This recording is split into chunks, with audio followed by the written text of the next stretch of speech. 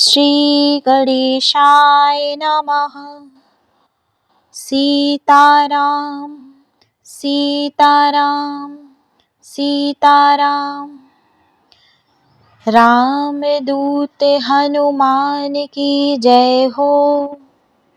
भक्तगणों, जैसा कि हर साल चैत्र शुक्ल की पूर्णिमा तिथि को हनुमान जयंती मनाई जाती है। हालांकि हनुमान जयंती को हनुमान जन्मोत्सव कहना ज़्यादा उचित रहेगा, क्योंकि मान्यता है कि बजरंगबली आज भी धरती पर सशरीर मौजूद है। वह आज भी सभी के संकटों का निवारण करते हैं।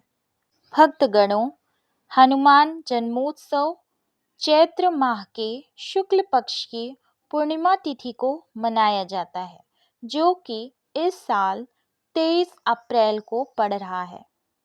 23 अप्रैल यानी आज सुबह 3:25 से शुरू हो चुकी है तथा तिथि का समापन 24 अप्रैल यानी कल सुबह 5:18 पर होगी।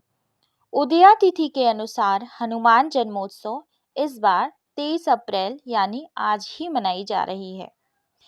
ज्योतिषियों की माने तो हनुमान जी की पूजा अभिजीत मुहूर्त में करना सबसे शुभ माना जाता है। तो आइए जानते हैं अभिजीत मुहूर्त आज का कब है। 11:53 से लेकर दोपहर 12:46 तक रहेगा। भक्तगणों, भगवान राम और सीता के प्रति अपनी अटूट भक्ति वाले हनुमान जी को अंजनेय भी कहा जाता है। हनुमान को उनकी अपार शक्ति और ताकत के लिए पूजा जाता है। हनुमान को विभिन्न नामों से जाना जाता है, जिनमें मारुति नंदन, बजरंगबली, पवन पुत्र, वीर हनुमान, सुंदर और संकट मोचन, जो अपने भक्तों के सभी संकटों को दूर करते हैं। भक्तगणों, आइए हम जानते हैं हनुमान जन्मोत्सव पर बजरंगबली को क्या क्या चढ़ाएं, जिससे आपके रुके हुए काम बनने लगे और आपके जीवन की हर समस्या, हर संकट दूर हो जाए। सर्वप्रथम आप क्या करिएगा कि आप एक चौकी लीजिएगा।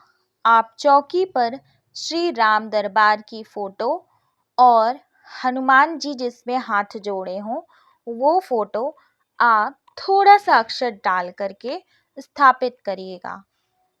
फिर आप दीपक जला करके उनका पूजन अर्चन शुरू करिएगा। सर्वप्रथम आप गणेश जी की पूजा करिएगा। तत्पश्चात आप श्री राम की स्तुति करिएगा।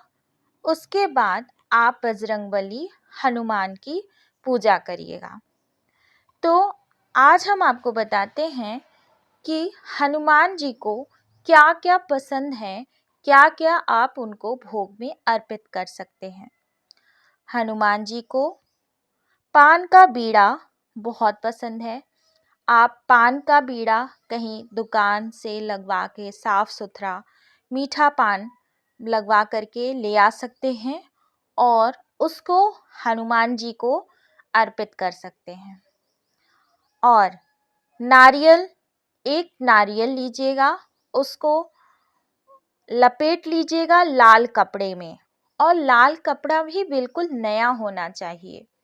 लाल कपड़ा नया हो और उसमें 5 सुपारी हनुमान जी को अर्पित कर दीजिएगा।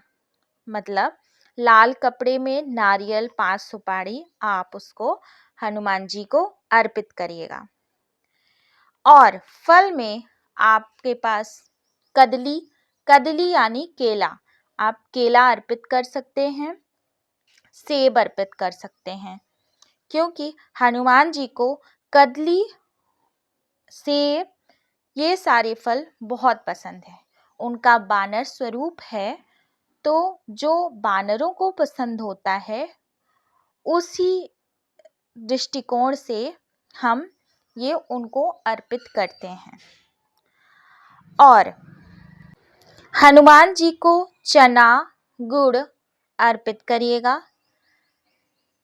आप ये याद रखिएगा कि हनुमान जी का भोग लगाने से पहले, उनकी स्तुति करने से पहले आप श्री राम की स्तुति करिए, माता सीता की स्तुति करिए और उन्हें भोग लगाइए, चंदन पुष्प अर्पित करिए, लगाइए। तत्पश्चात आप हनुमान जी की सेवा में लग जाइए, क्योंकि हनुमान जी श्री राम के भक्त हैं, इसलिए आपको सर्वप्रथम राम जी की पूजा विधिवत करनी होती है। आप सबसे पहले राम स्तुति से अपनी पूजा शुरू कर सकते हैं, उसके बाद बजरंग बाण पढ़ सकते हैं। हनुमान जी को भोग में आप बेसन के लड्डू भी अर्पित कर सकते हैं, बूंदी के लड्डू भी अर्पित किया जाता है। और हनुमान जी को तिलक कैसे लगाना है? हनुमान जी को तिलक सिंदूर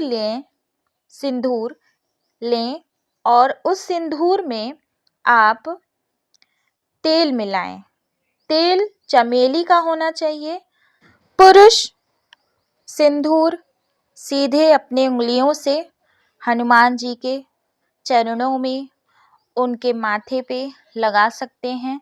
स्त्रियां मान्यता है कि नहीं छूती हैं, इस वजह से आप उन्हें किसी लकड़ी, पवित्र लकड़ी से चढ़ा सकते हैं।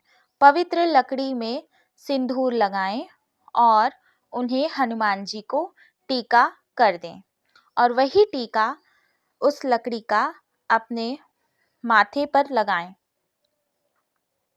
हनुमान जी को आप लंगोट अर्पित कर सकते हैं, लंगोट चढ़ाएं।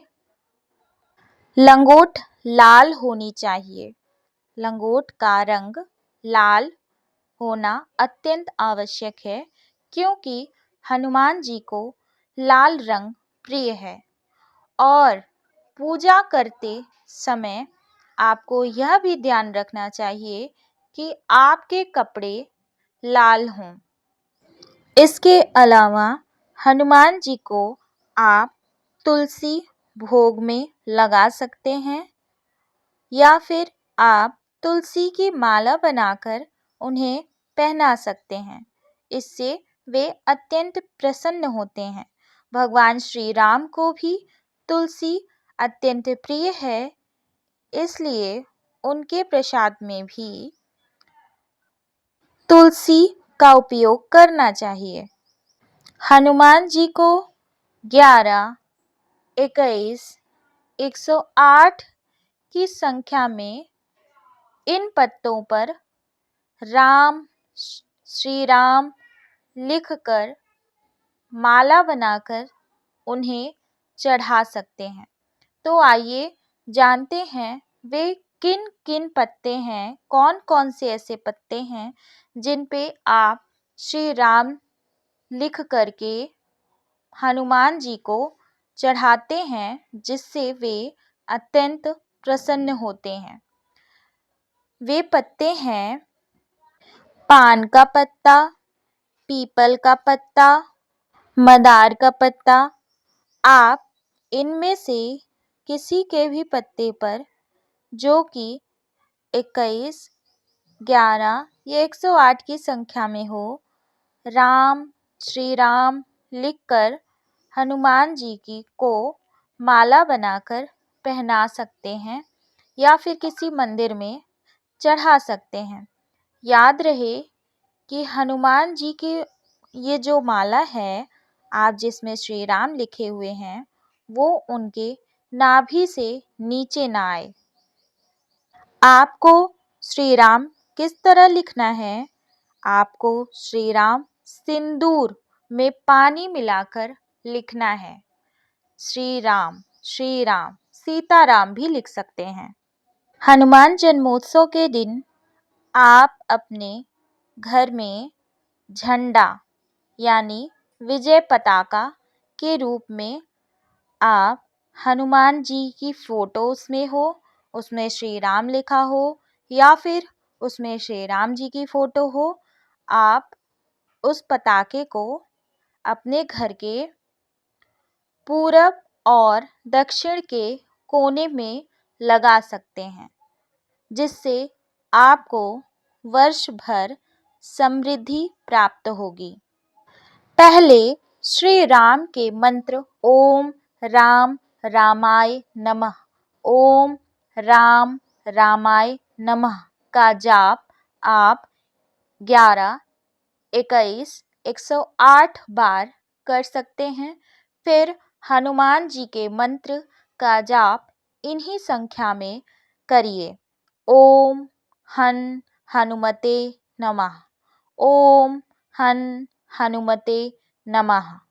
हनुमान जन्मोत्सव पर आप सर्वप्रथम श्री राम स्तुति, उसके बाद आरती श्री रघुवर जी की, उसके बाद हनुमान मंत्र, श्री हनुमान स्तोत्र, हनुमान स्तवन, किष्किंधा कांड, सुंदर कांड, श्री हनुमान चालीसा, संकट मोचन हनुमानाष्टक, संकट मोचन हनुमानाष्टक, बजरंग बाण, श्री हनुमान जी की आरती एवं श्री हनुमान जी का विग्रह आप करिए, जिससे हनुमान जी अत्यंत ही प्रसन्न होंगे। भक्तगणों, क्या आपको पता है व्यक्ति का भाग्य 100% निश्चित नहीं होता, इसलिए आप कुछ उपायों के द्वारा कुछ परिवर्तन कर सकते हैं। भाग्य पत्थर पर खींची लकीर की तरह स्थायी एवं ठोस न होकर बहने वाले नदी की धारा की तरह होता है। इसलिए सही समय पर किया गया सही उपाय व्यक्ति के भाग्योदय का कारण बनता है। एक बार आप सभी भक्तगणों को हनुमान जन्मोत्सव की ढेर सारी शुभकामनाएं।